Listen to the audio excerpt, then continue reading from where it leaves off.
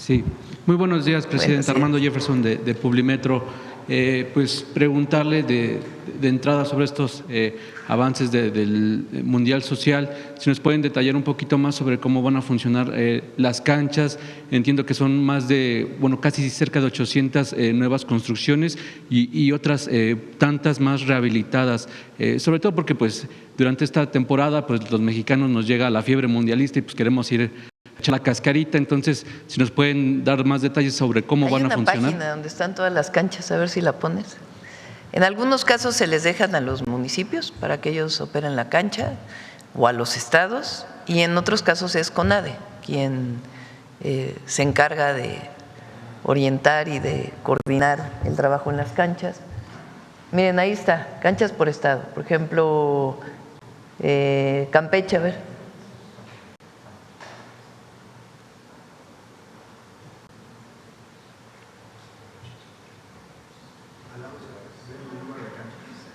Nada más está el número de canchas, pero hay una de fotografías, de todas las fotografías. Pregúntale a Rosa Isela, ¿o la conoces tú? A ver el botón amarillo, ahí. Ver lugar, ahí sí, ahí está, ver lugares de Campeche. No, esos son los murales. A ver, regrésate. Perdón. A ver, acá, a ver. Acá dice, ver todas las. Uy, tienes que registrarte.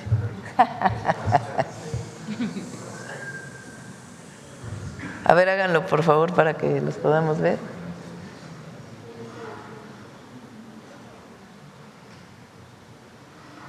¿Cuál es la página, Belmont?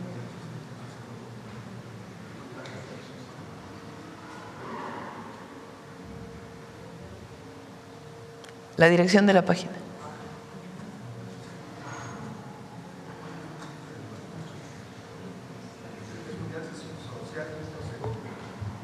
Mundial Social es la página, y ahí pueden ver todas las canchas que se rehabilitaron, las que todavía están por rehabilitarse en cada uno de los estados de la República.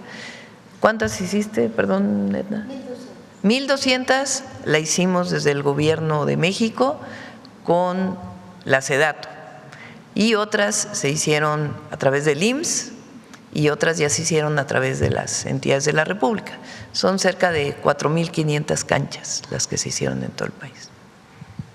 Bien, si bien esta estrategia es pues una punta de iceberg para poder pues formar los semilleros de fútbol, preguntarle pues qué más podemos ver por parte del gobierno federal, incluso para que el fútbol en México sea percibido como la charrería, el mariachi o la música regional. Es muy importante que se sepa que la Federación Mexicana de Fútbol no depende del gobierno, es una entidad privada de los clubes de fútbol, principalmente privados.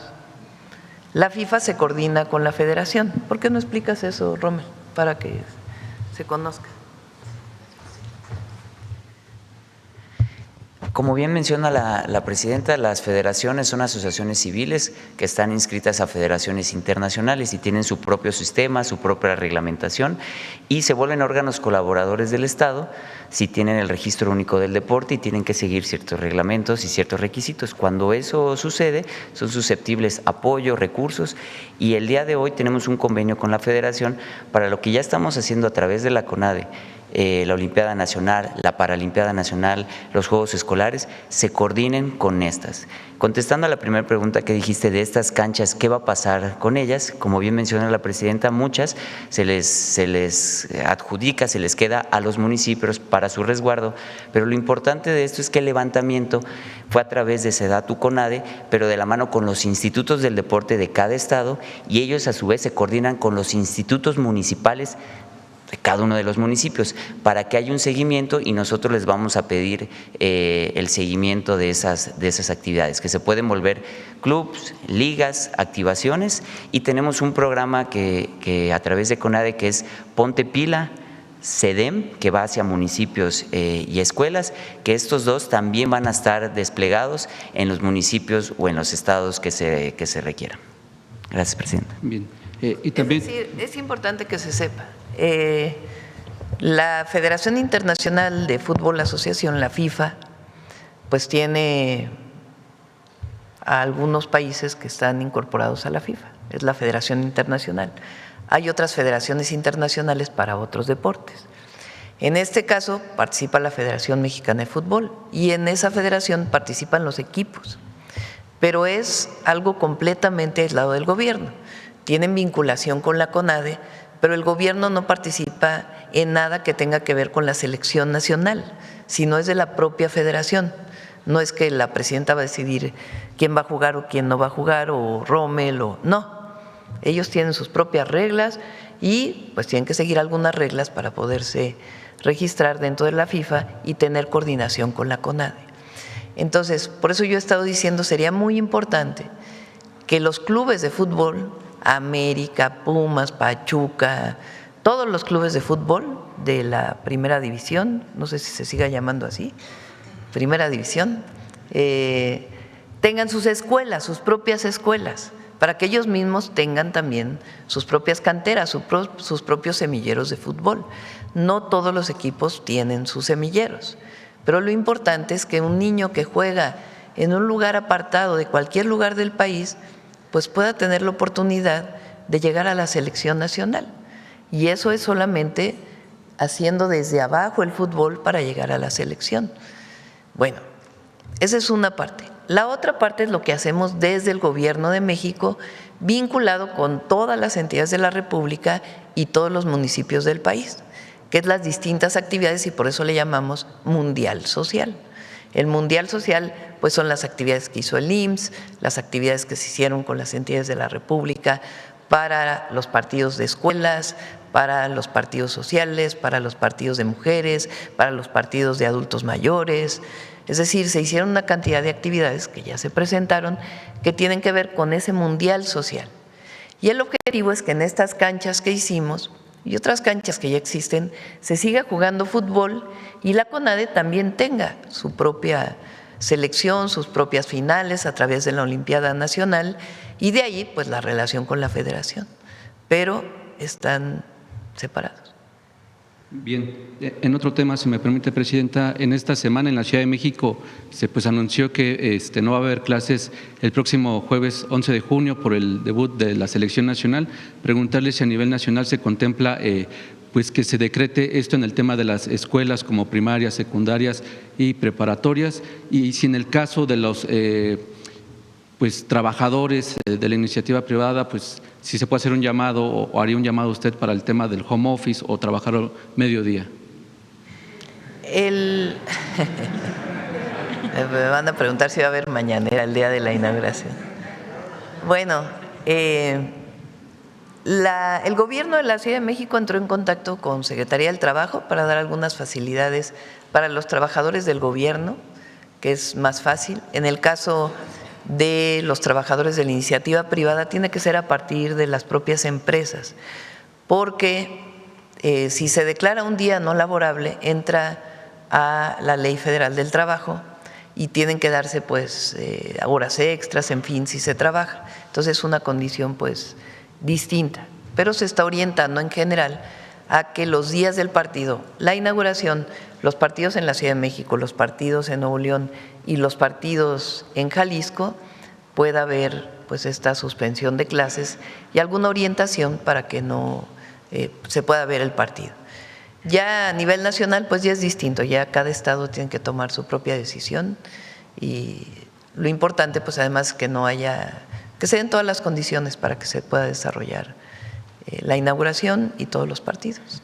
Y también, si me permite, para el secretario de Salud o para quien guste responder, Presidenta, son 5.5 millones de turistas que van a llegar al territorio nacional con la esperanza de pues, ver esta tercera inauguración mundial en el Estadio Azteca, pero también ellos se enfrentan a enfermedades pues, regionales, por así decirlo, como el dengue, el Zika, incluso el llamado mal de Moctezuma o también llamada o conocida como la diarrea del viajero. Pues preguntarle cuáles serían las recomendaciones para los viajeros que van a venir a nuestro país y si en el caso de, ante los recientes casos de sarampión, estarían vacunando a los turistas que vengan a nuestro país.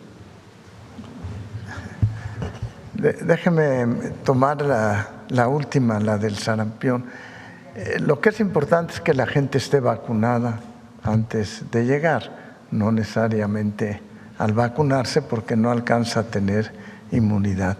No, pero el mensaje que es muy importante es que desde enero venimos trabajando en las medidas sanitarias y la atención médica. Hay toda una red en la que se incluye el IMSS, el IMSS Bienestar, el ISSSTE, no nada más en donde ocurren los partidos, sino en toda la República. Y tenemos brigadas en cada uno de ellos y tenemos atención telefónica en el 911 en las 24 horas del día. Están distribuidos por 24 horas, los 7 días de la semana, los grupos para atender cualquier emergencia. Tenemos los insumos necesarios para cada uno de ellos y estamos teniendo reuniones semanales antes de que empiece la Copa Mundial y va a haber puestos las 24 horas, los 7 días de la semana durante todo el evento y habrá atención médica para cualquiera que lo requiera. Y yendo en el espectro desde una diarrea hasta un accidente, se ha tenido en cuenta todas las posibilidades de lo que pueda ocurrir. Y por último, Presidenta, si me permite, sabemos que la Ciudad de México es altamente sísmica. Preguntarle en el caso de los turistas si la alerta sísmica podrá llegar a su teléfono. Sí. A ver, todos los mexicanos, hay turismo de millones de personas todos los meses. Entonces, si van a venir más personas, qué bueno. Y hay todas las medidas preventivas que se requieren. Entonces, no hay, digamos, algo particular de qué preocuparse, a menos que la Organización Mundial de la Salud diga, bueno, esta enfermedad hay que tomar en cuenta, como es el caso de las medidas que se tomaron recientemente por el tema del ébola. Pero en realidad no hay, qué bueno pues que vengan muchísimos turistas a México y que conozcan México. Gracias. Bueno, vamos por acá, de este lado. A ver la compañera.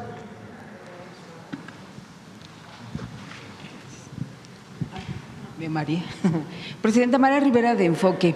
Yo quisiera preguntarle sobre ayer el acuerdo que tuvo con los 18 estados de los productores del jitomate, pues más detalles, porque no se dice cuánto bajará, a partir de cuándo, ese tipo de detalles. Sí, el objetivo es no solamente para este momento, sino de largo plazo.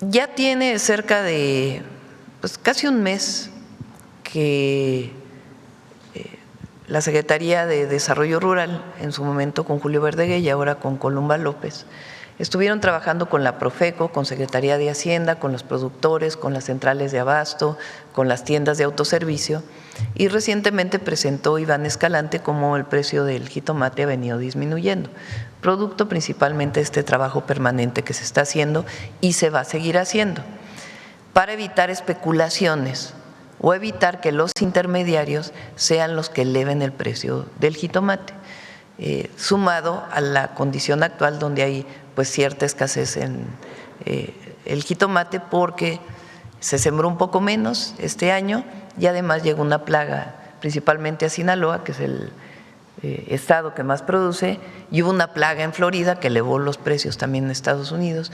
Distintas circunstancias generaron este aumento, pero este trabajo que se está haciendo ha permitido ya ir disminuyendo y va a seguir para disminuirlo más. Este acuerdo que se firmó tiene el objetivo en este momento y para las siguientes cosechas o cultivo de jitomate y cosechas. ¿De qué se trata? El jitomate se siembra en cerca de 25 estados de la República. Ayer estuvieron productores de 18 estados. Cuando hay un agricultor que siembra jitomate, normalmente tiene a alguien a quien se lo venda. Muchas veces ese alguien a que se lo vendes es un intermediario, que a su vez lo lleva a otro intermediario, que a su vez lo lleva finalmente a la central de abasto o de la central de abasto a la tienda de autoservicio o del intermediario a las tiendas de autoservicio. Entonces, lo que estamos buscando es disminuir esos intermediarios, que haya un acuerdo directo entre el productor y el el que vende el jitomate, sea central de abasto, o sea tienda de autoservicio, o sea tianguis, o cualquier otra forma de comercialización del jitomate. ¿Cómo se puede hacer esto? Bueno, cuando vas a sembrar el jitomate, pues que ya se determine a quién se lo vas a vender, pero no al intermediario, sino directamente a la central de abasto. ¿Qué tendría que ocurrir? Por ciertas condiciones para que se pueda trasladar el jitomate, aunque tengas poca producción, a la central de abasto. Este es el acuerdo que se firmó el día de ayer, por un lado. En segundo lugar, que antes de que se exporte el jitomate se venda para el mercado nacional, para que no haya escasez en nuestro país. Fue similar a lo que acordamos con el maíz. Y además, capacitación y algunas otras acciones por parte del gobierno.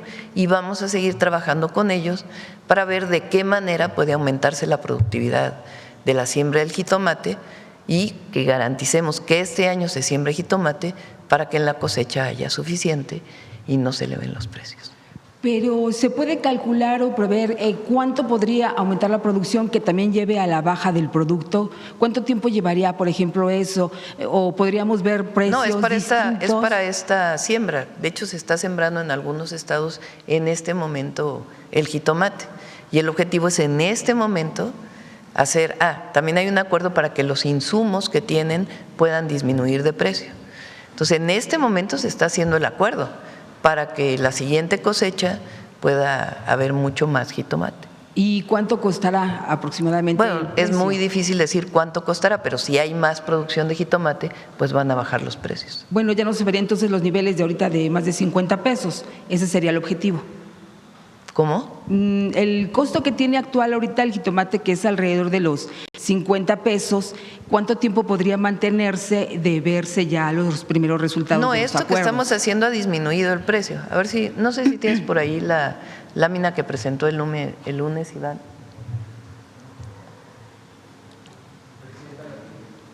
Ahí está. El precio máximo llegó a 58. En algunos lugares se llegó a vender a 100 pesos el kilo de jitomate, una barbaridad. Pero en promedio, porque este es el promedio nacional, fue 58, ahorita está en 48. Y el objetivo es que siga disminuyendo. ¿Cómo? Pues con estos acuerdos generales que estamos tomando y algunos otros apoyos que esperamos poder desarrollar en acuerdo con todos los productores de jitomate. Okay.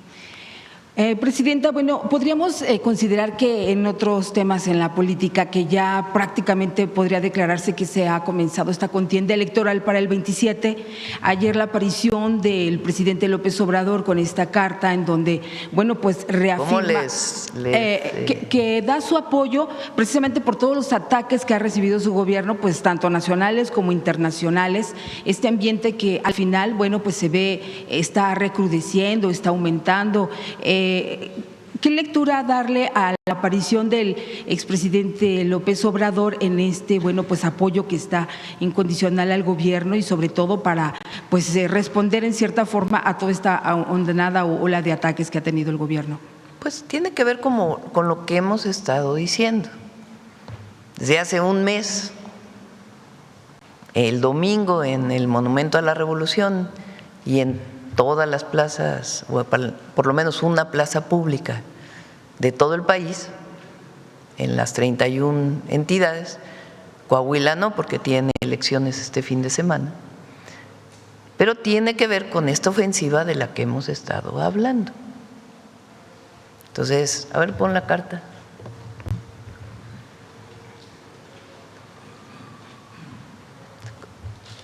Lo dije yo el domingo en el Zócalo. La pregunta es, primero, lo que ocurrió en Chihuahua. Después, la solicitud urgente de detención con carácter de extradición de 10 ciudadanos mexicanos, entre ellos 3 autoridades electas o elegidas en funciones. Eso nunca había ocurrido en México, nunca. Con ello se desata una campaña muy fuerte que continúa en las redes sociales y prácticamente todos los medios de comunicación, prácticamente, con sus excepciones, que lo que dicen es narcopartido, narcogobierno, tomando esto que viene, desde mi punto de vista, de los sectores más de derecha, de la ultraderecha en Estados Unidos, vinculados con una parte del gobierno, para que por sus elecciones de noviembre de 2026, que quieren usar a México como parte de su retórica en la elección, y para aliarse con la ultraderecha en México para la elección del 2027. En el domingo yo lo dije como preguntas, ¿no será que? Y tenemos derecho a dudar, porque históricamente ha querido haber injerencia con el pretexto del narcotráfico. Tanto que leí aquí las memorias de Miguel de la Madrid de lo que él pensaba que había sido su relación con el entonces embajador de Estados Unidos en México, que en efecto lo dice muy claramente, quieren usar este tema como un pretexto para intervenir en asuntos en México. Lo dije muy claramente. Y dije, ¿quién es el que pone y quita autoridades en México? El pueblo. Claro, si hay denuncias de algún funcionario, servidor público, en México se investigan y se procede. ¿Cómo se ha hecho desde que llegamos? Si hay una denuncia que procede, que tiene pruebas, se procede a la detención de algún funcionario. Pero suponer que todo lo que diga una oficina del Departamento de Justicia de Estados Unidos es verdad por el solo hecho de decirlo, pues entonces vamos a seguir pensando que es verdad todo lo que hagan y vamos a permitir que quien defina el futuro de México no sean los mexicanos, sino sea el exterior. Por eso dije, no es un asunto de Sinaloa, es un asunto de soberanía. ¿Quién pone y quién quita? Lo he dicho desde hace pues ya más de un mes aquí.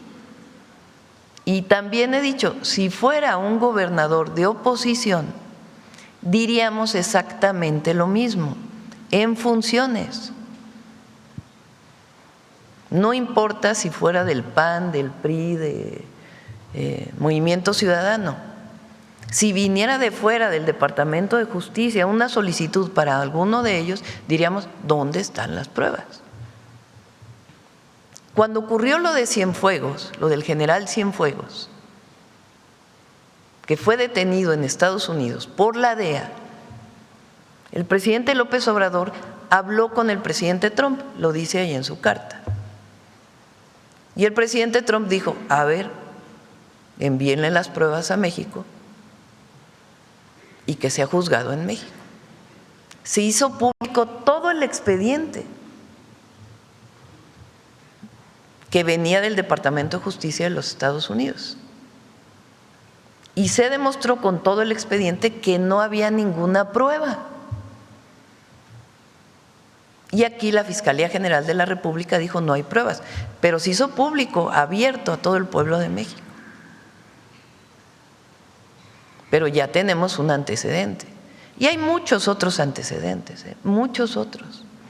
Pero es la primera vez que es para un gobernador en funciones, para un presidente municipal en funciones, para un senador en funciones. Si hay responsabilidad, pues que lo investigue la Fiscalía General de la República. Pero no tenemos por qué tomar a ciegas lo que se pide. Porque entonces, como lo dije, son ellos, después vienen otros gobernadores de cualquier partido, y después vienen otros, y después vienen otros, y después vienen otros, y entonces ¿quién decide en México? ¿El pueblo de México o el Departamento de Justicia de Estados Unidos? Es muy relevante. Claro, la oposición ha querido decir que la presidenta quiere tapar a cualquier persona. No es cierto que la propia Fiscalía abrió su carpeta de investigación. pero se suman a esta oleada contra el gobierno de México, contra el expresidente López Obrador o el presidente López Obrador y contra la transformación. Y el objetivo es decir, es que están ligados al narco. Bueno, les voy a poner aquí antes de leer la carta todas las cabezas de la delincuencia organizada que fueron detenidas durante el sexenio del presidente López Obrador. Y algunas de ellas que fueron extraditadas. Digo, para todos estos, ¿se los puedes pasar para que a todos los compañeros? Del Cártel Pacífico, Cártel Jalisco Nueva Generación, Cártel del Golfo, Cártel del Noreste, Santa Rosa de Lima, Los Rojos, Arellano Félix, la empresa. Y nada más se está hablando de cabezas, porque son alrededor de 680 detenciones que se hicieron del 2019 al 2024. Si hubiera habido una colusión, pues entonces ¿por qué se detienen? Entonces, esta es la narrativa que han querido poner. Les voy a poner a lo que dice Silva Herzog Márquez, que es increíble.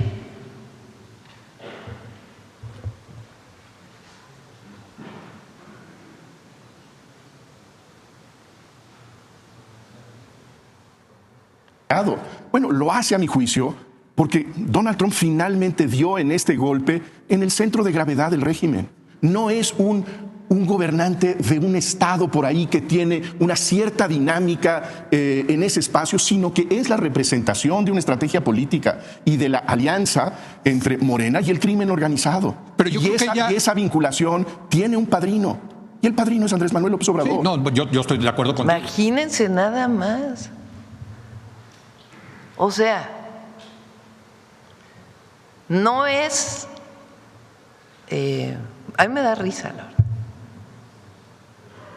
Mucha risa, porque como no tienen otra cosa, como no tienen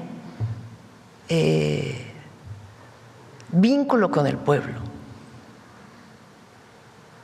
como no lo tienen, entonces se inventan estas barbaridades.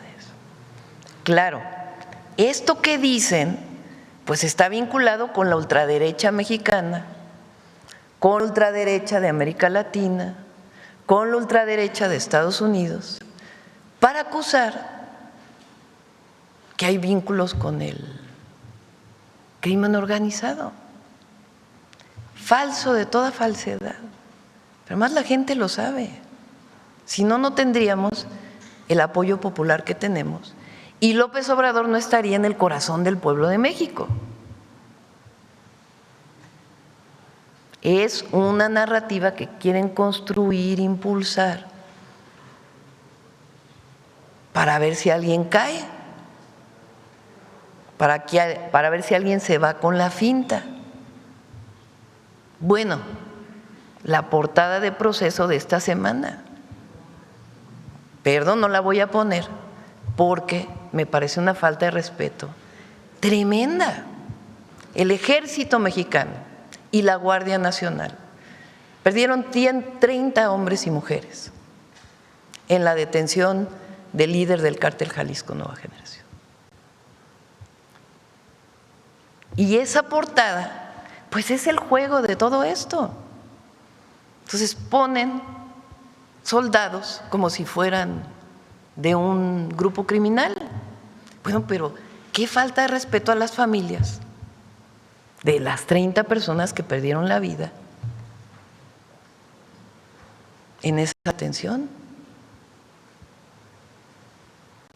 La verdad. Entonces, todo esto lo explica López Obrador en su carta. Pero lo más increíble es que dice, no es lo mismo el presidente Trump que yo conocí al que veo ahora.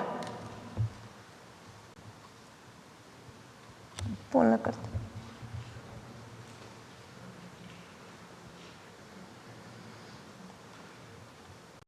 ¿La leemos toda? ¿Quieren? Es larga, ¿no?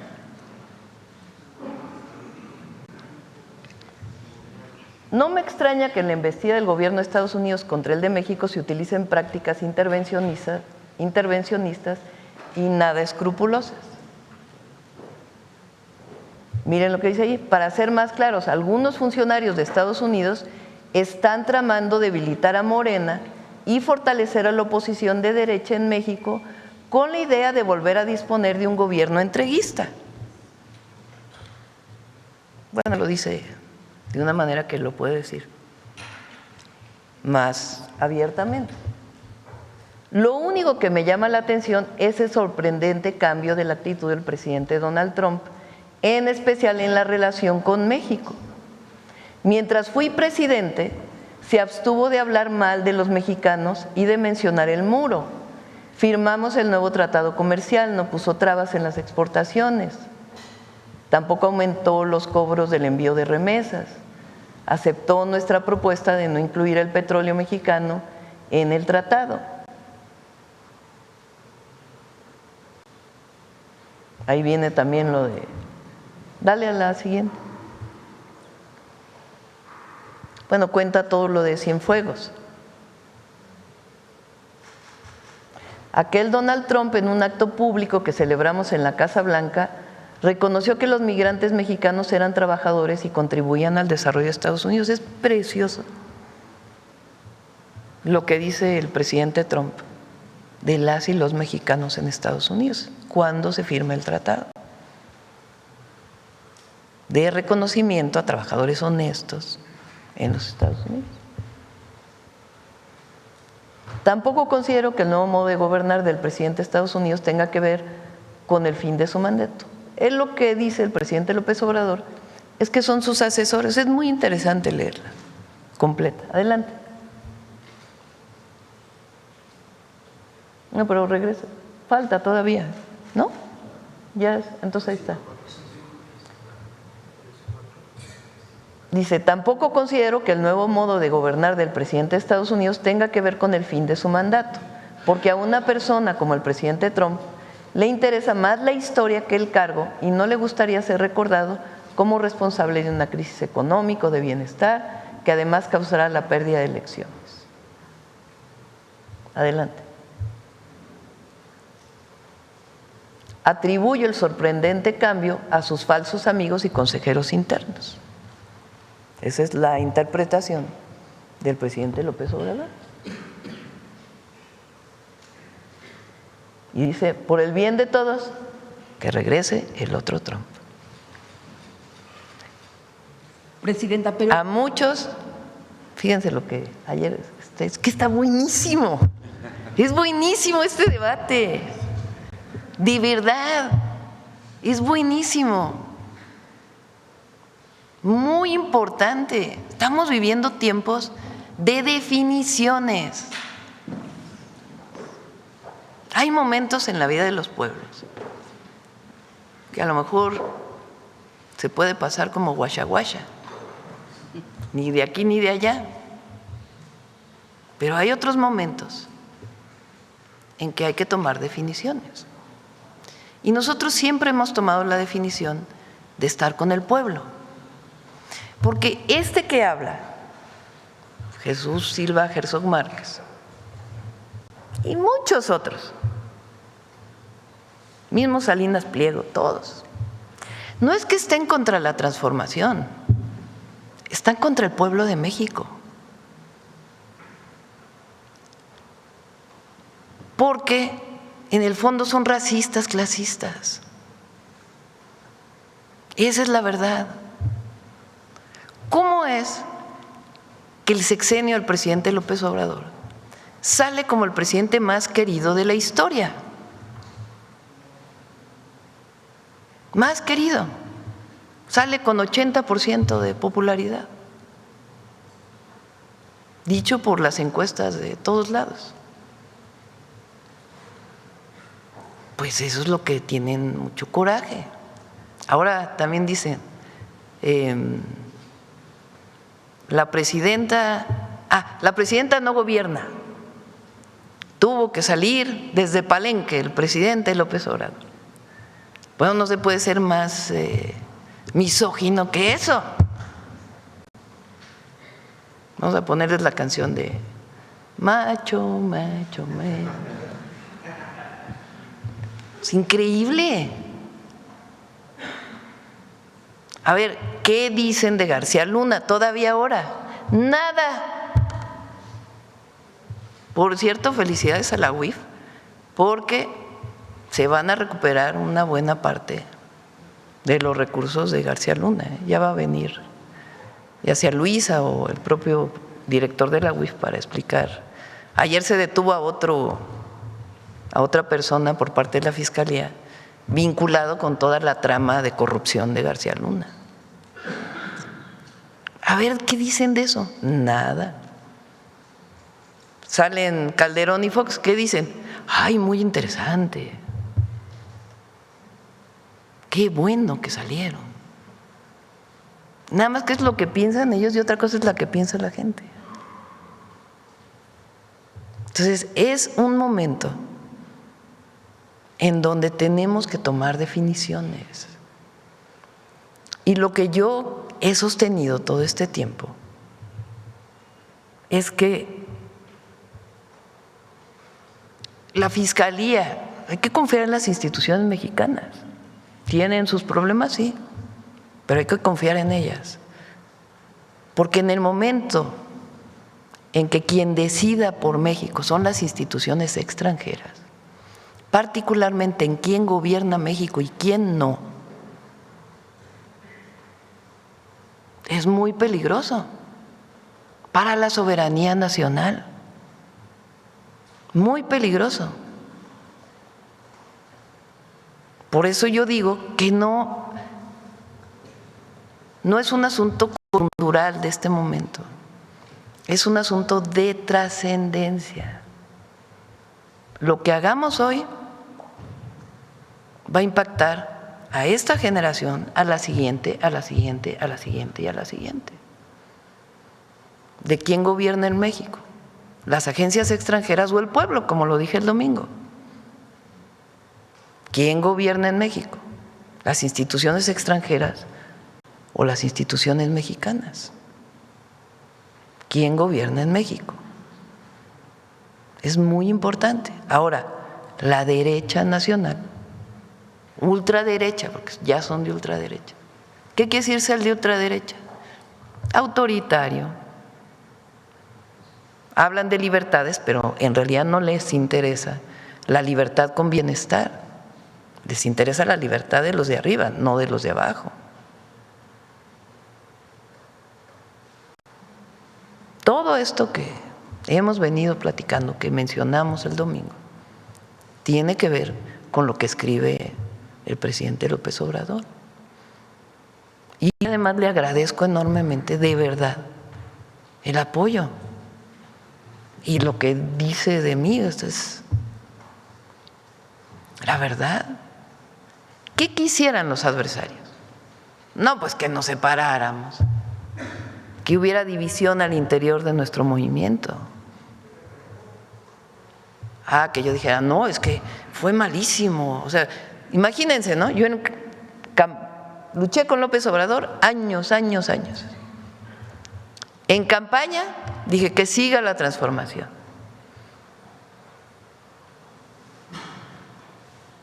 Y luego llego aquí y digo, no, López Obrador no. ¿Cómo creen?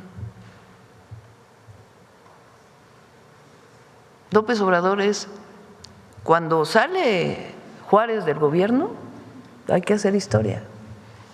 Madero, lamentablemente, la situación que vivió, el mismo Lázaro Cárdenas. López Obrador sale con una popularidad, porque hay una cosa que se llama amor al pueblo, y eso jamás lo va a entender la derecha. Entonces, por más que ahora quieran lanzar toda esta ofensiva, el pueblo es muy inteligente, y hay que seguir informando. Por eso llamé a seguir informando en las plazas, en el casa por casa, que es lo mejor que puede haber, porque en efecto hay una campaña de los medios, no de todos, pero de muchos, la campaña en las redes, muy vinculada con la derecha internacional. Pero es un momento de definición. Y la verdad, yo me siento muy tranquila. Pues fíjense, ayer el secretario de Seguridad de los Estados Unidos, que vino aquí hace unas semanas, dice una cosa al final. Dice, ellos creen en la soberanía y hay que respetarlos. El secretario de Seguridad Nacional de los Estados Unidos dice, después de haber venido a México, han hecho muchísimas cosas. Está muy buena la colaboración, la cooperación. Y ellos creen en la soberanía, así lo dice. Y nosotros tenemos que respetarlos. Bueno, yo ayer cuando leí eso dije, oye, qué bien, qué bien, la verdad. Trump también habló bien de México, lo dice el presidente en la carta. Trump habló muy bien de México en su momento cuando el presidente López Obrador. Ahora ha hablado muy bien de mí, la verdad, muchas veces, y se lo agradezco mucho. Y con todo, por eso yo digo que yo tengo mis reservas de que sea el presidente Trump, porque cada vez que hablamos por teléfono, y hemos hablado muchísimas veces, ha sido muy respetuoso. Ha dicho cosas con las que no concuerdo y le digo, no, yo no estoy de acuerdo con eso. Incluso lo ha dicho públicamente. Pero hay una relación de respeto, nos ha respetado. Entonces lo que decimos es, pues otros sectores que están por ahí, pues, de más ultraderecha, el presidente López Obrador lo dice de otra manera, son los que buscan con la cantaleta de que están vinculados al narco y no sé qué tanta cosa. Cuando, claro, no tenemos la estrategia de abrir las puertas de México a los agentes extranjeros, no. Pueden estar aquí, pero con ciertas reglas. No tenemos la estrategia de la guerra contra el narco, donde se operaba conjuntamente, no. Eso es otra estrategia distinta. Entonces, hay que defender siempre la independencia, la soberanía. Por eso mi llamado el domingo fue, podemos no estar de acuerdo, pero llamo a todos los mexicanos a que independientemente que estén de acuerdo o no con la presidenta y las políticas que desarrollamos, piensen en México y no estar vinculados con el exterior, rogando que eso del exterior le quite popularidad a la transformación o le quite fuerza al pueblo, porque en realidad es eso, le quite fuerza al pueblo de México. Pero un pueblo consciente de su historia y de su fuerza, es muy difícil detenerlo en su anhelo de bienestar, libertad y justicia social y democracia. Presidenta, entonces con esto, con toda esta explicación amplia, queda descartado que pueda la carta del presidente López Obrador tensar la relación en esta coyuntura difícil, que pueda esta carta sale y tensar la relación con Estados Unidos. Y ahora que toca el tema de la soberanía, el presidente López Obrador también decía que saldría por 3 razones, entre ellas la defensa de la soberanía. ¿Se puede interpretar esto como que entonces él cree que está en riesgo la soberanía?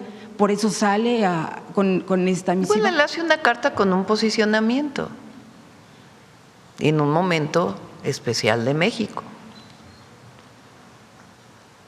Y fíjense, el presidente López Obrador, ¿cómo lo criticaron? También son bien hipócritas los de la derecha, muy hipócritas. Fíjense, lean al ex embajador de México en Estados Unidos, a Sarucán. Entonces, critica al presidente Trump tremendamente, ¿eh? Dice unas cosas.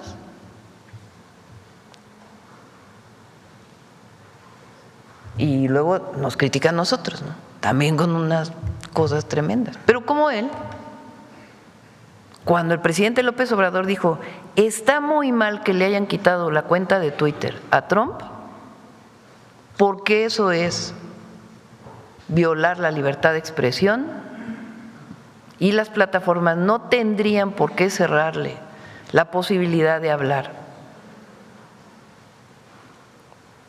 Creo que ya no era presidente, ¿no? Al expresidente Trump o al presidente Trump. A la derecha, ¿cómo va a apoyar López Obrador a alguien como Trump? Acuérdense, el presidente López Obrador dijo, pues es que no se puede violentar desde una plataforma digital, por eso es importante hablar también de las plataformas, la libertad de expresión de una persona, cerrándole una cuenta. Todos estos que ahora nos critican a nosotros, que están aliados con la ultraderecha de Estados Unidos, de Argentina, de España, todos estos, ¿cómo es posible que el presidente López Obrador defienda a Trump? Cuando decide el presidente López Obrador esperarse hasta el último momento para felicitar al presidente Biden por su triunfo en la elección, bueno, unas críticas. ¿Cómo es posible? Dijo, nos tenemos que esperar al último minuto hasta que el colegio electoral dé su veredicto. No, bueno, era una crítica al presidente López, de todos estos que nos critican ahora. Entonces hay que recordar todo eso, hacer memoria. Es construir convicciones, es tener la certeza de lo que uno está haciendo por el bien de todas y de todos, por el bien de México y por el bien de los que menos tienen, por el bien del pueblo. Eso es lo que estamos haciendo. Presidenta, ¿usted también quisiera que regrese el otro Trump, como dice López Obrador? Y la última pregunta, también usted estaba preocupada, como admitió ayer la Secretaría de Gobernación, por esta imagen que se está dando del país al exterior a una semana de este tema del Mundial, por los destrozos, por todo esto que está haciendo. Es que hay mucha provocación, los extremos se juntan, ayer lo dije. O sea, ahora en los regímenes anteriores de esto ni salían en los medios.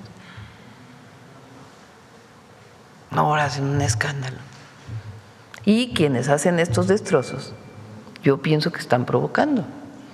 Pero al mismo tiempo hay un discurso de la ultraderecha mexicana que dice hay que actuar contra el régimen. Entonces, pues están haciendo un juego a la ultraderecha. Si no es que son lo mismo, digo, la verdad. Ahora, ¿qué quieren? Pues que haya represión. No va a haber represión. Bueno, no va Gobernación solamente dijo que estaba preocupada por esta imagen que se estaría dando del país en el exterior. Pues sí, es una provocación para que nosotros actuemos. Y reprimamos.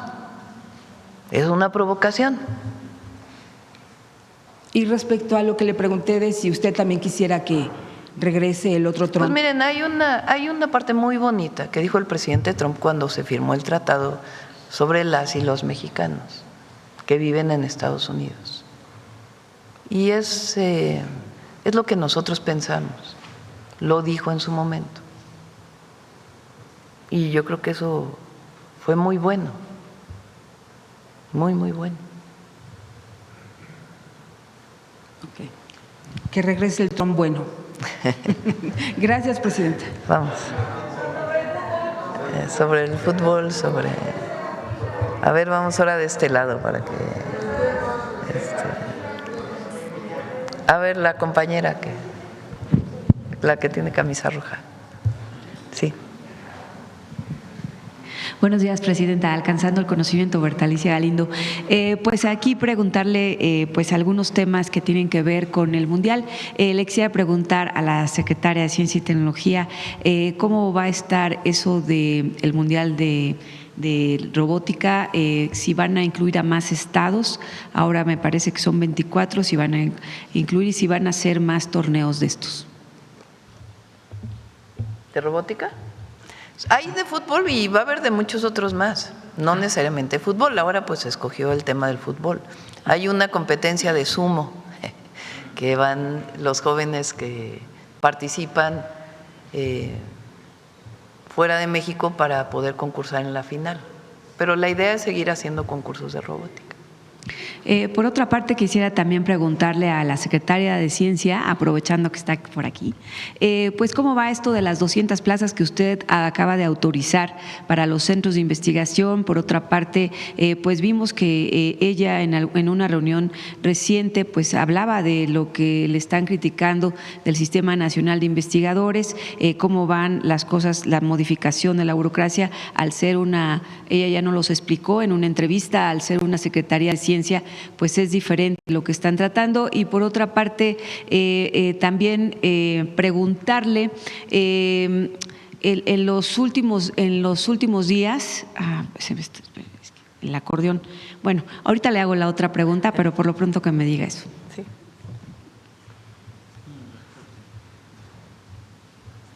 A ver, ¿cuál era la primera pregunta?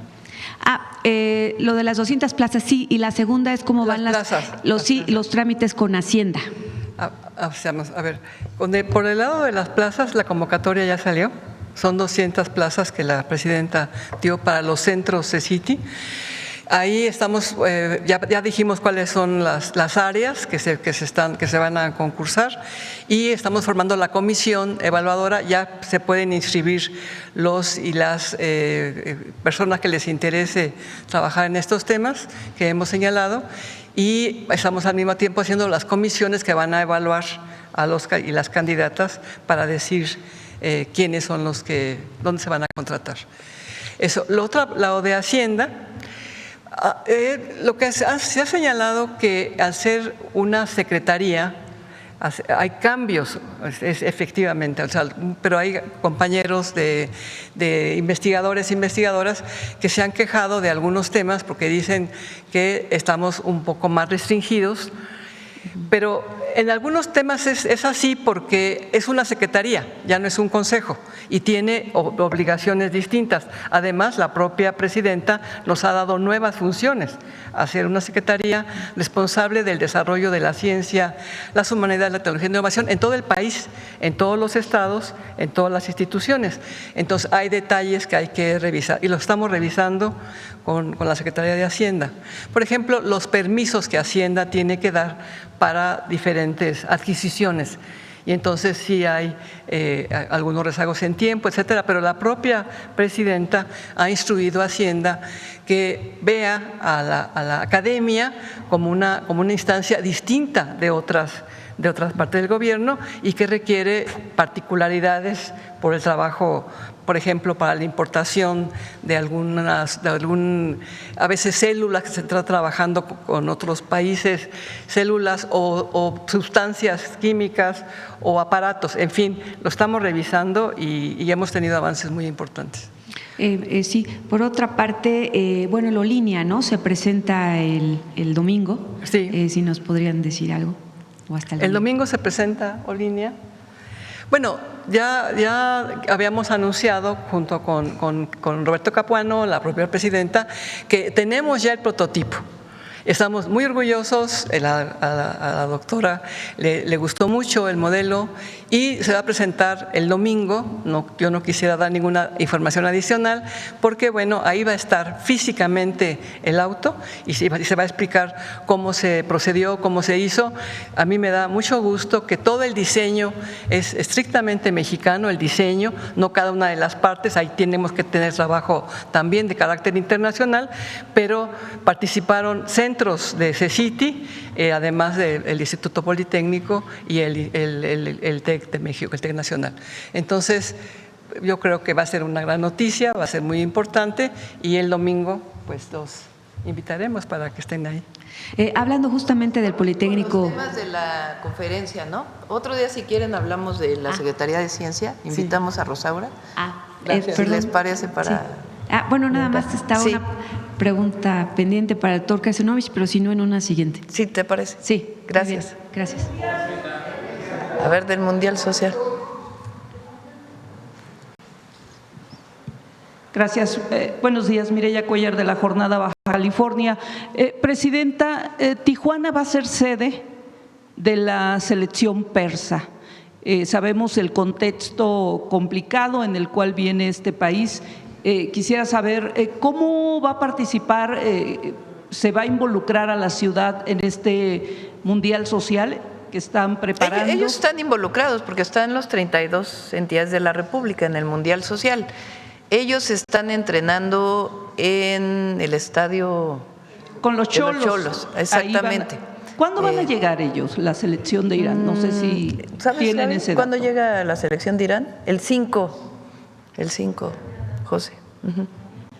Pues mañana. Y va a haber además alrededor de la presencia de esta selección alguna actividad de tipo cultural, no sé, por la presencia especial de esta selección. Pues no se planeó como tal.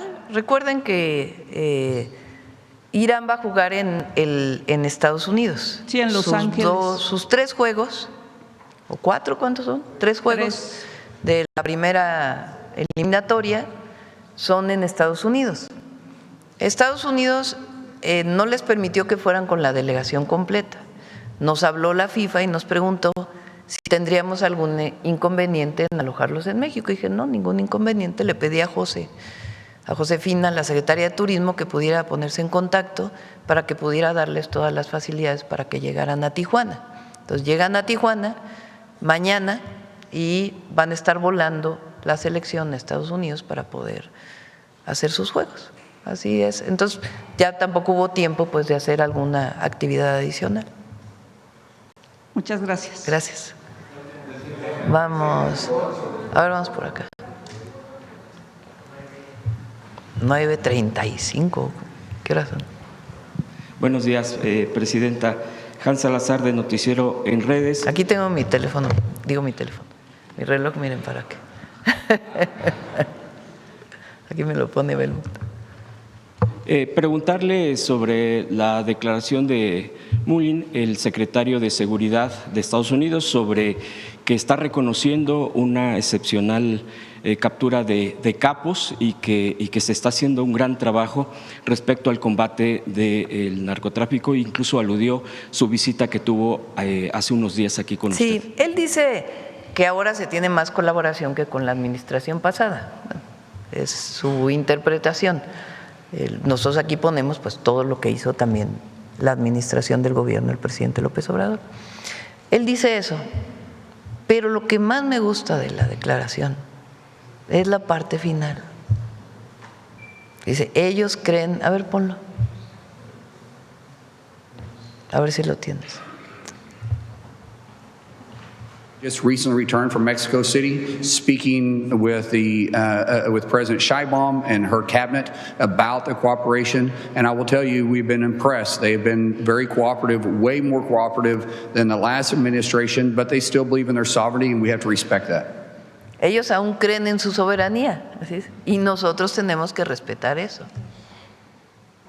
Entonces, es la verdad, porque fue justo lo que le dijimos aquí en la reunión. Vamos a seguir colaborando, cooperando, es muy importante la cooperación. ¿En el marco de qué? Del respeto a nuestra soberanía. Bien, Presidenta, también sobre lo que ha declarado el mandatario colombiano Gustavo Petro a propósito de sus elecciones, su primera vuelta, que bueno, que incluso usted ya le han preguntado, pero las declaraciones del presidente Petro es esta que quisiera citar. Este narcotraficante, refiriéndose a Juan Orlando Hernández Alvarado, que fue presidente hondureño y que fue liberado por Donald Trump, expresidente de Honduras y aliado ahora con el primer ministro israelí Netanyahu y el presidente de Argentina Milei, decidieron con mucho dinero de los genocidas de Israel derrumbar el progresismo en Colombia y México. Esto es lo que está declarando. Quisiera yo a propósito de todo esto, sobre la injerencia, el injerencismo en América Latina. Salió hace un tiempo, yo no lo he querido presentar aquí, la verdad, pero salió hace algunas semanas un audio de una conversación de quien fuera presidente de Honduras, que en efecto estaba detenido en los Estados Unidos y que fue liberado, y la detención era por narcotraficante o por estar vinculado con el narcotráfico. Estados Unidos decide liberarlo y hay una conversación telefónica entre él y otra persona en donde dicen que van a organizar una campaña en contra de Colombia y en contra de México. Eso es así. Es una manera también de dudar nuevamente, vamos a ponerlo así, de resoluciones del Departamento de Justicia de los Estados Unidos o de algunas oficinas del Departamento de Justicia, vamos a ponerlo así. ¿Qué es lo importante? Y nosotros lo pusimos en la Constitución, en el momento que Estados Unidos, que eso también lo abre el presidente López Obrador en la carta. Fíjense, en el periodo del presidente López Obrador, Trump le habla por teléfono y le pregunta, ¿qué opinas de que decrete a los cárteles de la droga como terroristas?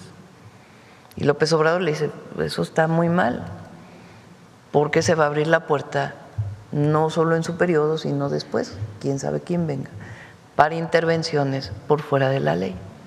Se lo dice entonces el presidente López Obrador.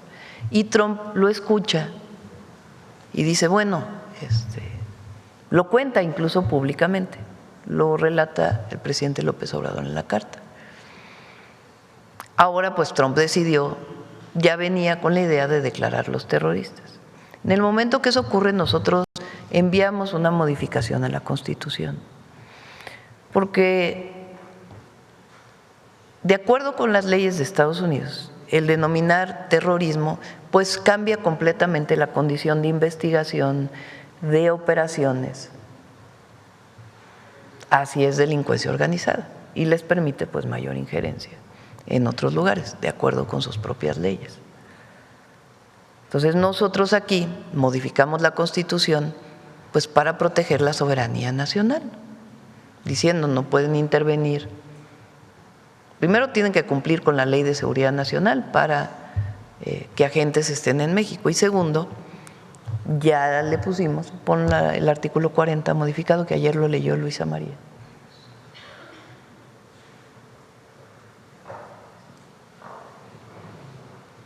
El pueblo de México, este es algo que envié yo al Congreso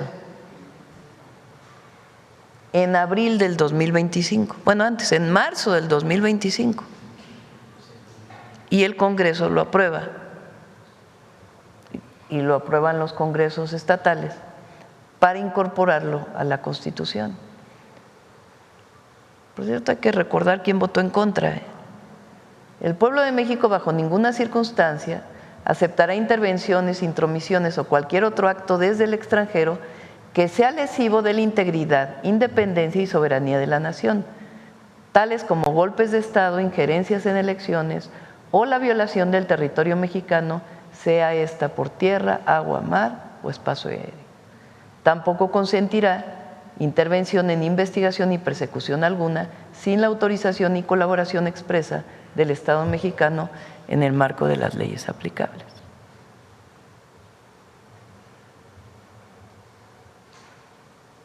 Así es. Entonces, por eso digo que lo que se está debatiendo ahora, porque también han querido decir que es falso el tema de la soberanía. No. Lo que pasa es que todos estos ultraderechistas neoliberales no creen en el concepto de soberanía. Dicen que creen en el concepto de patria, pero no es cierto. No es cierto. Porque ellos son iguales a los conservadores del siglo XIX, que fueron a buscar a Maximiliano para que gobernara México. Bueno, ahora van por gente del exterior, particularmente de España, les gustan mucho los ultraderechistas de España. Supongo que por la relación de Calderón con ellos, porque vive en España Calderón. Entonces los traen aquí a México para que hablen mal de la presidenta. Y hablen, es que de veras es hasta ridículo, hasta raya en lo ridículo. Traen a una congresista, diputada de España, a venir a hablar a México de la soberanía mexicana. O sea, ellos son incapaces de hablar de ello, o no tienen credibilidad y creen que por traer a alguien de fuera van a tener mayor credibilidad en México. No, pues no, están muy equivocados. Muy equivocados. ¿Cómo alguien de fuera va a venir a hablar de la soberanía nacional? No, pues no le entiende. Porque aquí, desde los sentimientos de la nación, Morelos establece que la soberanía nacional reside en el pueblo. ¿Cómo lo va a entender alguien que viene de fuera? Claro, hay muchos de afuera que también lo entienden, ¿eh? Pero estos ultraderechistas pues no lo pueden entender. Aparte de que no quieren entenderlo, ¿no? Porque, repito nuevamente, no solo no están con la transformación, ellos no están con el pueblo. No están con el pueblo. ¿Cómo Salinas Pliego dice que voten todos menos los que tienen programas de bienestar? Pues está contra el pueblo. O sea, ¿cómo alguien se atreve a decir que voten todos menos 42 millones que reciben programas de bienestar? O sea, que ningún adulto mayor vote, que ningún joven que recibe beca vote, que ninguna mujer que recibe apoyos vote, que ninguna persona con discapacidad vote, porque recibe un programa de bienestar. Que, por cierto, también son muy hipócritas, porque ellos mismos van por su programa de bienestar. No sé Salinas Pliego si tenga la tarjeta de pensión adulto mayor, pero sí la tienen muchos que trabajan con él. O Cuadri, que hablaba pestes de la pensión adulto mayor y luego va y la saca. El otro día dije de Sarmiento y ellos se pusieron, ay, ¿cómo creen que lo vi en las redes? No crean que hice yo una investigación especial. En las redes salió de alguien que le toma una foto yendo a sacar su credencial, su tarjeta del Banco del Bienestar. Pero después hace artículos en contra de la pensión adulto mayor. Pues es una contradicción, es una hipocresía, ¿no? La verdad. Y a propósito de Salinas Pliego, presidenta, que ya lo menciona, ¿qué opina sobre lo que también recientemente dijo, que será por las malas que con su tono, que ya sabemos que es bastante soez, sacar a este gobierno, pues, que se refiere pues que con cada nosotros? quien lo interprete, la verdad. O sea, están muy enojados porque creyeron. Ha habido varias ofensivas desde que llegamos al gobierno, varias. Algunas las hemos presentado aquí, no las creían. O sea, no. La marcha de la generación Z y otras. Muchas ofensivas en redes sociales. Y la ofensiva que estamos viviendo ahora, pues no pueden entender que con toda la ofensiva que han lanzado, de todas maneras hay apoyo popular al gobierno que representamos. No pueden entenderlo y además les da enojo, les da coraje. Entonces empiezan a enojarse muchísimo. Amor y paz. Por último, yoga, que hagan yoga. Paz mundial. Por último, presidenta, nada más quiero citar y preguntarle sobre esto, claro. En la elección del 2000, Vicente Fox llega por el PAN, claro, pero previamente también hace, y lo apoya también en esta elección misma, la preelección, una organización llamada Amigos de Fox. y fue señalada en ese entonces por recibir recursos del extranjero, no solamente irregulares y que triangulaban, sino también que provenían del extranjero. Y le voy a citar, hay un documento que en su momento, en el 2007, posterior, obvio por razones de estudio de todo ello, en ese entonces el internacionalista Mario Ojeda, quien fue presidente del Colegio de México y uno de los principales especialistas en política exterior mexicana, retomó un ensayo académico publicado por la revista Foro Internacional, una afirmación del historiador Carlos Tello Díaz, según el cual Jorge Castañeda habría sido un conducto importante para la recaudación de fondos entre cubanos de Miami para la campaña presidencial de Fox. La cita incluso aquí viene, dice: por otra parte, a Castañeda se le tiene como un conducto importante para esta recaudación de fondos para la campaña electoral de Fox entre cubanos de Miami. Inmediatamente después, este académico ya afinado coloca una cita a pie: Carlos Tello Díaz, El fin de una amistad, la relación de México con la Revolución Cubana, México Planeta 2005, página 148, que es de donde retoma la información. También, pues en su momento, es importante este reforzamiento de lo que estoy mencionando, de este financiamiento que se señala del extranjero a Vicente Fox de Miami, es que el propio ex embajador en ese entonces ya en Cuba, Ricardo Pascoe Pierce, que por cierto es el padre del actual director de noticias, Luciano Pascoe, de TV Azteca, de ADN, él también dijo que habría que investigar porque se habían adquirido compromisos precisamente para irse contra Cuba a partir de este tipo de financiamientos.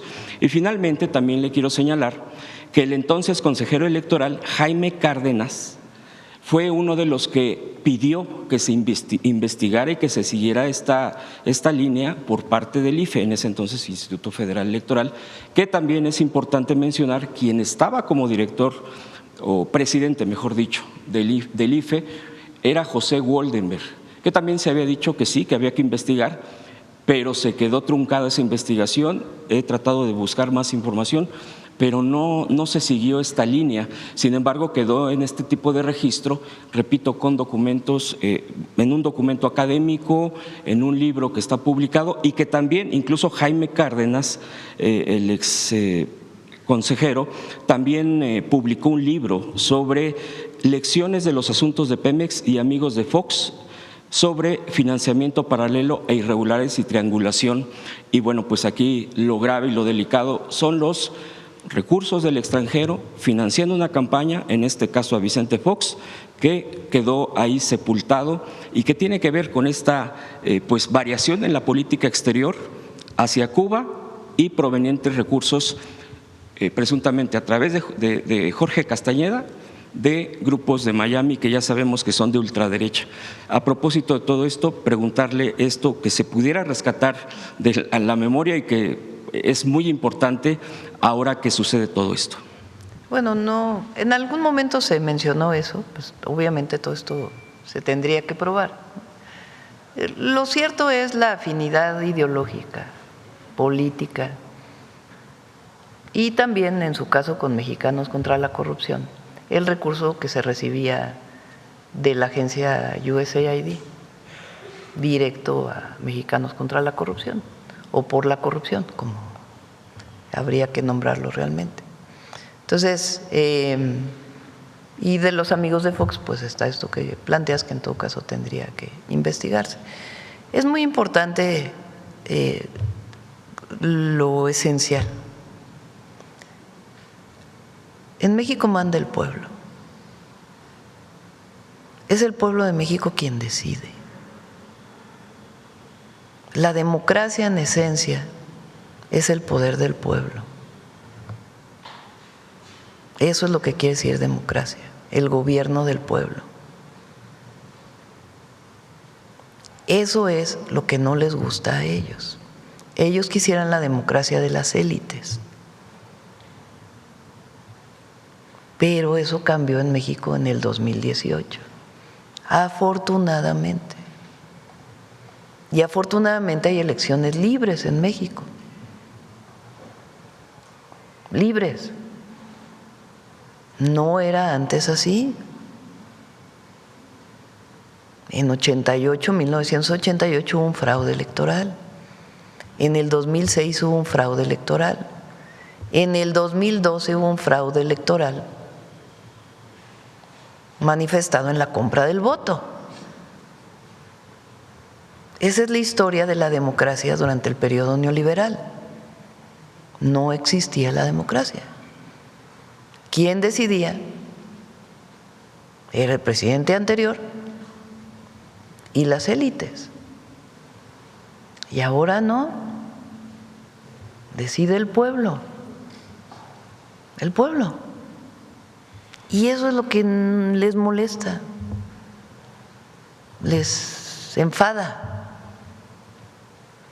El poder que perdieron de influir sobre la presidenta o el presidente, el poder que perdieron de recibir montañas de dinero dedicadas directamente a ciertos personajes.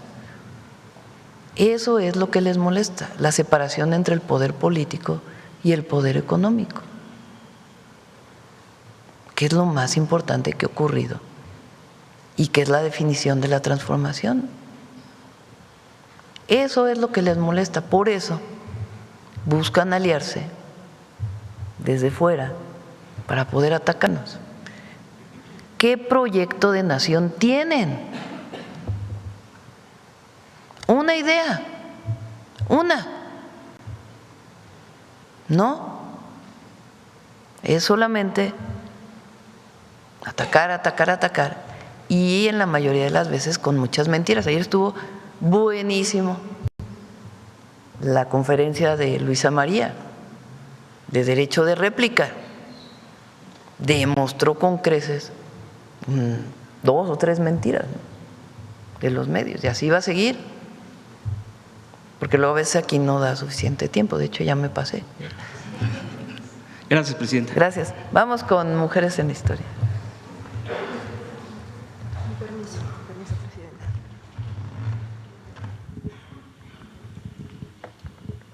Muy buenos días a todas y a todos. Sin duda, la segunda transformación con los liberales, el acceso de las mujeres a la educación se hizo o comenzó a hacerse una realidad, sobre todo con los liberales como Ignacio Ramírez, el nigromante, con el que se abre la secundaria para niñas, que después se va a convertir en la normal para profesoras. Pero va a ser durante el Porfiriato donde se van a discutir algunos de los contenidos en los congresos de educación y medicina. Y esta es una discusión sobre qué contenidos de ciencia deberían tener las escuelas para niñas. Las conclusiones son estas. Se incluyeron contenidos de ciencias, cito, no para ser maestras en las ciencias, sino solamente para que adquieran los conocimientos indispensables a las obligaciones que han de tener en la vida práctica, a saber, los conocimientos de física que les expliquen por qué hierve el agua, o los conocimientos de química que permitan las explicaciones del arte culinario. Se pensó fundamentalmente en esto, en educar a la mujer para mujer, no para hombre, no para competencia con el hombre, sino para su papel en el hogar. Este es el contexto en el que van a trabajar maestras como Dolores Correa Zapata. En el contexto donde las mujeres solamente podían aprender física y química para el hogar, en 1888, maestras como Dolores Correa Zapata escriben un poema titulado La mujer científica. Y vean nada más qué pregunta hace. ¿Quién ha dicho que al hombre solo es dado cruzar la senda de la ciencia vasta, para regar después en su camino la luz fulgente que la ciencia mana? ¿Por qué no tiene la mujer derecho? Habla de derecho, 1888, de abarcar con la luz de su mirada los misterios que al sabio se revelan y al ignorante la creación le guarda. Dolores Correa Zapata, una extraordinaria maestra, compañera contemporánea de la maestra Rita Cetina, de Tabasco, conozcámosla. Entre la marea de transformaciones que sacudieron al México de finales del siglo XIX, la maestra y escritora Dolores Correa Zapata fue una figura relevante como promotora de la educación y de las causas de las mujeres. Dolores nació el 23 de febrero de 1853 en Teapa, Tabasco. Aprendió las primeras letras con su padre, el liberal Juan Correa Torres, y su madre, María Jesús Zapata, ambos educadores. Entre los años de la intervención francesa y el establecimiento del Segundo Imperio, el padre de Dolores fue obligado al exilio en Cuba y ella tuvo que trasladarse con el resto de su familia a Mérida, Yucatán. Ahí convivió con intelectuales como la poeta Gertrudis Tenorio Zavala, cofundadora del proyecto educativo La Siempre Viva, al lado de Rita Cetina y Cristina Farfán. Al regresar a Tabasco, Dolores apoyó a su madre con la fundación del Colegio María en Villahermosa y a la par escribió poesía. En 1884 se trasladó a la Ciudad de México, donde se tituló como profesora de instrucción primaria. Un logro extraordinario en una época en la que el desarrollo profesional de las mujeres estaba muy limitado. En los próximos años, se dedicó a la docencia en diversas escuelas, ganándose el reconocimiento de estudiantes, colegas y autoridades. En 1899, Dolores fue enviada a Berlín para conocer nuevos modelos educativos. A su regreso, se incorporó al cuerpo de profesoras de la Escuela Normal. Su compromiso con la educación no se limitó a dar clases, también volcó su pensamiento pedagógico en la escritura de libros de texto. Además, escribió artículos, ensayos y poesía. Colaboró continuamente en las revistas dirigidas por mujeres como Violetas de la Náhuac y El Recreo del Hogar. En sus escritos, Dolores abordó la educación de las mujeres, la economía doméstica y las desigualdades sociales. En su libro de poesía, La mujer científica, escribió: ¿Quién ha dicho que al hombre solo es dado cruzar la senda de la ciencia vasta? En 1904, Dolores fundó la emblemática revista La Mujer Mexicana, un espacio para debatir los retos, límites y esperanzas de las mujeres, que reunió a varias intelectuales de la época. Tras una vida dedicada a las letras, la educación y la emancipación de las mujeres, Dolores Correa Zapata falleció en la Ciudad de México a los 71 años, el 24 de mayo de 1924. Lean la carta del presidente López Obrador. Mañana le seguimos. Gracias, buen día a todos y a todas. Los balones, ¿hay muchos? ¿Solo uno? ¿Ah, son dos?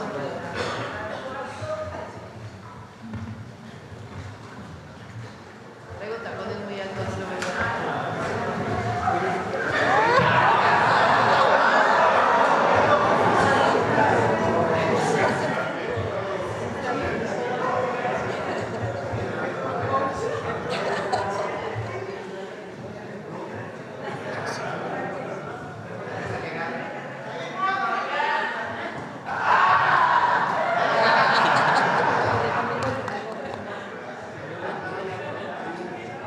Adiós, adiós.